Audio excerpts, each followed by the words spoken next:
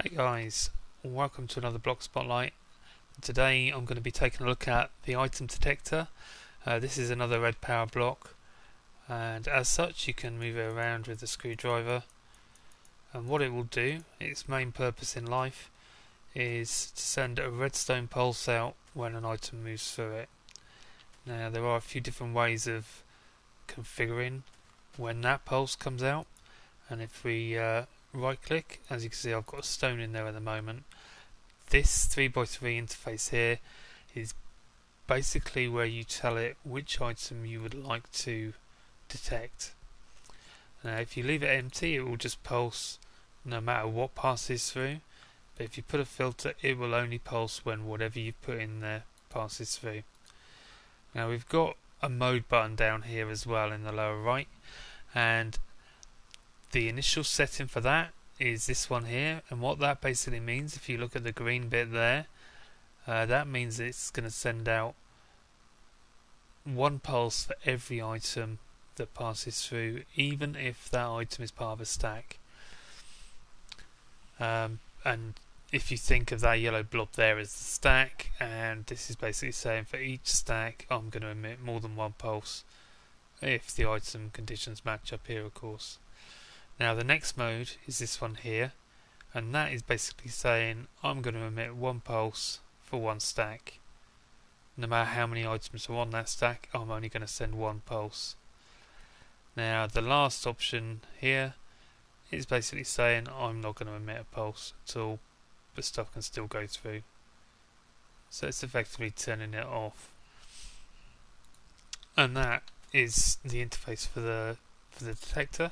Now the recipe for it over here, it's a little complicated but not too expensive. You will need an alloy furnace to make this. You've got a couple of brass at the top, a couple of pneumatic tubes, a couple of red dough wafers, pressure plate and some planks in that very pretty formation there. Now as a little demonstration over here, I have a chest full of lovely stuff here. I have an item detector with nothing in, set to emit one pulse for every item, and if I send a stack through we can see it's flashing like a madman. So I hope none of you are affected by flashing lights, because that's what that's doing right now. Okay, so if we pop them back in, we set this filter to cobble, and that's going to be one item of cobble, and we set the item detector for stone still on one pulse.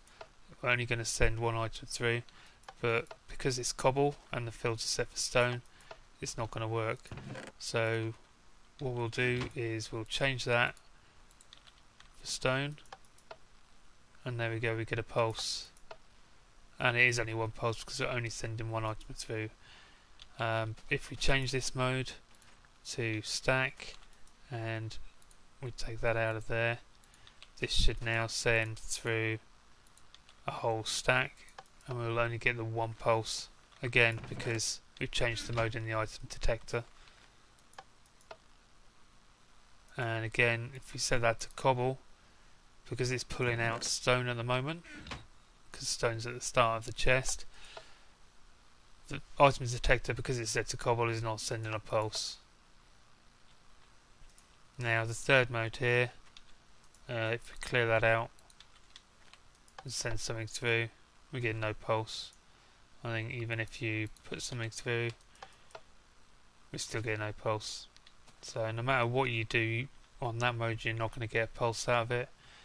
That would be, I guess, to just turn off any attached machinery you might have on your item detector. Now this little animation on the top will light up when it sends a pulse, I think, just as another indication that it's working.